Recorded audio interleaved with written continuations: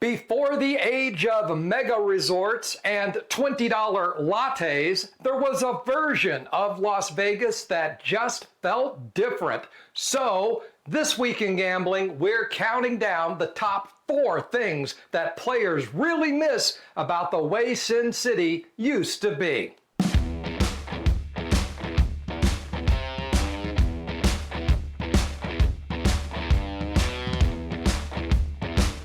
Las Vegas is always changing, and most of the time, that's a good thing.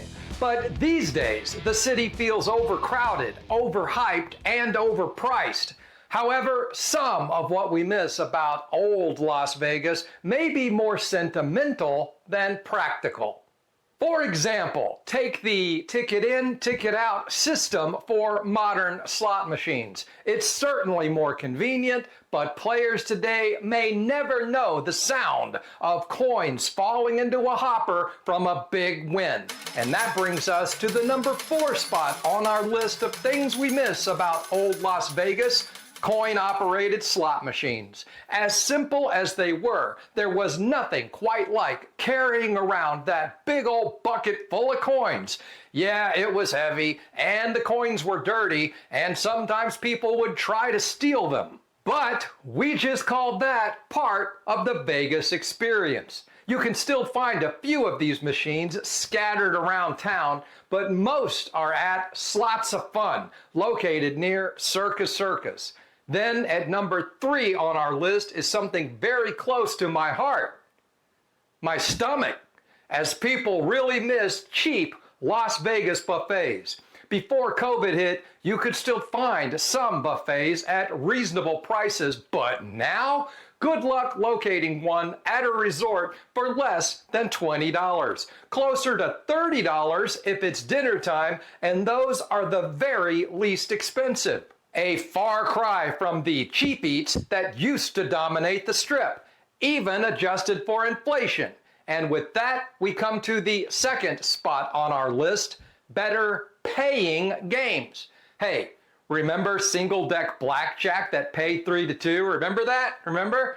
Yeah, well, good luck finding that anymore. Today, it's mostly an 8-shoe shit show with 6 to 5 odds. And just try to track down a 1-0 roulette wheel in Sin City these days. Most have 2 or even 3 zeros, destroying players' odds. Slot machines are also paying less these days, as low as 89% on the Strip, when they used to pay back as much as 97%. Now, you can still find some of these old Vegas games if you look. Ellis Island, South Point, the Palms, the Strat, and Treasure Island all have 3 to 2 blackjack, but none are single deck. The Plaza still has a 1-0 roulette wheel, and for the best paying slots, head to Red Rock or downtown to Main Street Station. Now, before we get to the number 1 thing that people miss about old Las Vegas, the 2025 World Series of Poker just wrapped up, and our friends at Casino City published their top 10 takeaways from this year's event, as well as online gambling stories out of Colorado and Pennsylvania. Plus, tribal gaming news from New Mexico as they fight to keep regulated iGaming out of their state. Find fresh gambling articles from all across America when you visit online.casinocity.com.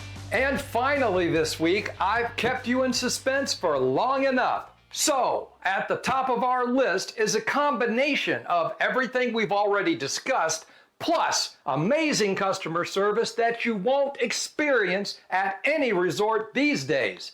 So, whether you realize it or not, the number 1 thing people miss most about old Las Vegas is the Mafia.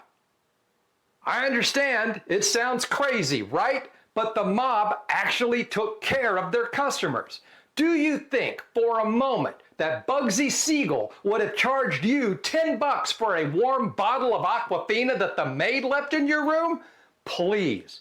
When gangsters ran Vegas, cocktail waitresses were glamorous. Pit bosses took care of players. The comps were better. There was etiquette at the tables, and casinos truly appreciated your business. Guests were made to feel important and even welcomed by name. And all of this slowly started to leave Las Vegas once organized crime was gone. Sure, they were skimming off the top, and you really didn't want to get caught cheating. But they did value your business, and you didn't even have to sign up for a player's card.